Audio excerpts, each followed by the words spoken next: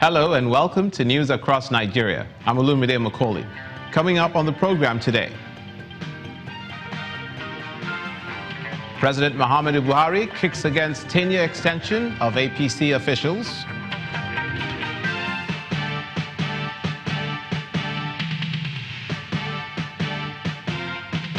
Okene community in Cross River State protests against the sexual assault on a resident.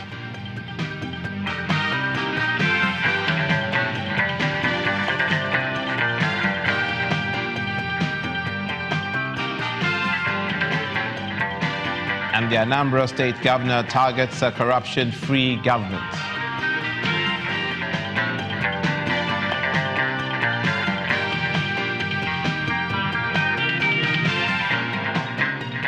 And the stance of the governor of Anambra State, Willie Obiano, on corruption seems to be the order of the day in Anambra State. But before we go to that story later on in the program, let's begin with the comments from the President, Muhammadu Buhari, who has now overturned the tenure extension of the APC's national chairman and others elected state officials. He describes this as illegal.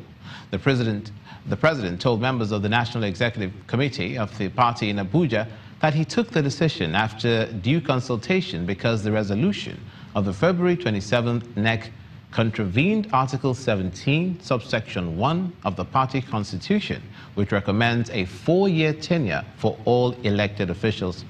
President Muhammadu Buhari further adds that the extension also contravened the Constitution of Nigeria, which requires elected officials to present themselves for re-election after 4 years. He stressed the need for members not to allow constitutional infractions which will lead to litigations. If people have got constitutional, both parties, or the Federal Republic of Nigeria as amended constitution, has facilitated what decision we have taken, all well and good. I don't feel too strongly. The only thing I feel too strongly about is that we should not allow our party to be vulnerable and sustainable, to the opposition by delaying us for going to court and quoting appropriate constitutional, either party or national one, to delay us or to divide us further within the party. So please take note of my statement. There are knowledgeable people sitting among you, among the governors, among the chairmen of the party, and among us here in the high table. So please feel free to discuss and let us quickly, with the help of the legal advisor, whom I think has recited or has the constitution of the party in his head, can quickly clear issues that are raised. But I have taken time to listen to my legal advisors, constitutionally given to me in terms of the Ministry of Justice, that our decision is contrary to both the party and the constitutional position. Please feel free by facts. I don't want narratives and so on. Please bring facts and we'll reflect and discuss them here and now and proceed to accept whatever we feel should be done. And let us be prepared to face the opposition, either in the courts or on the pages of newspapers, to make sure that our program is not disrupted by court actions. President Muhammadu Buhari, President of the Federal Republic of Nigeria. Now, the Miyetti Allah Cattle Breeders Association of the country says it's ready to work with security agencies to restore peace to Benue and Nasarawa State. The chairman of the Nasarawa State chapter, Hussaini Mohammed, confirmed this after the release of suspects who violated the open grazing law in Benue State. Mr. Mohammed explained that their release was part of an agreement reached after a meeting with stakeholders in Benue. Those committees will assist the security agents, will go deeply in various local government areas in Benue State to assist the security agents whenever they see cows entering people's places, either farm or their villages. As we set up that committee, since we are ready to cooperate with the security agents, that is why these people were released by the Commissioner of Police. Since we are ready to work together and cooperate with the security agents and the government of Benue State, in terms of this anti-open grazing law, I think there will be peace in Benue and not. In Abuja, an attempt by officials of the Federal Capital Territory Administration to demolish a market resulted in a clash between traders and security personnel in Gosa community. While the traders at the market are accusing the officials of not giving them prior notice of the demolition, the coordinator of the Abuja Metropolitan Development Council, Omar Shuaibu, says the traders disobeyed the order by the government and are constituting a nuisance in the area. Our correspondent, Kayla Megwa, reports.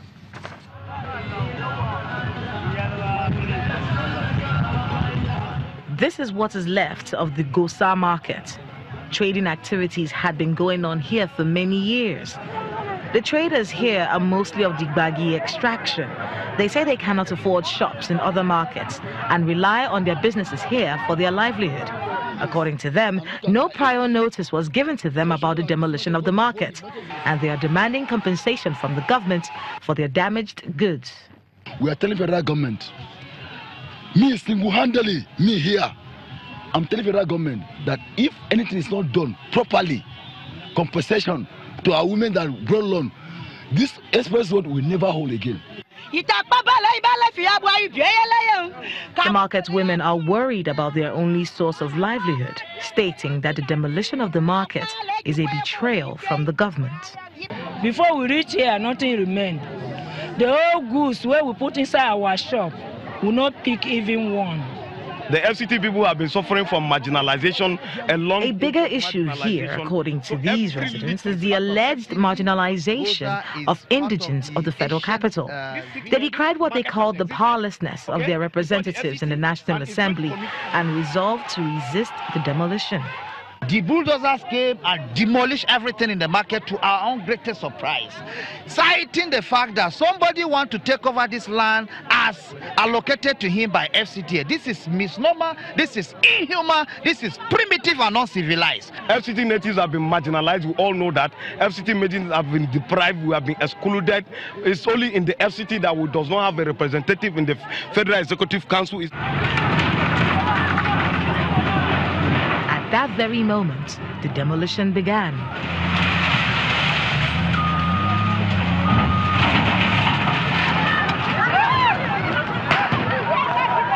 The action led to a clash between youth in the community and security operatives. It's yet to know exactly what will happen in the days to come, but we will be watching. But as it is right now, the demolition is ongoing, and the youths of this community are still saying that they stand their ground. An official of the Abuja Metropolitan Development Council explains why the demolition is ongoing despite this. Over time and out, we came here to drive them away, to stop congesting the major road. The regulation is that no any marketing activity shall take place here within 500 meters from this airport road because of the importance and significance of this road. The violence between indigents and security personnel continued into the Umar Musa Yaradua Highway, also known as Airport Road, and motorists were asked to turn back for their safety. Kayla Megwa, Channels Television News.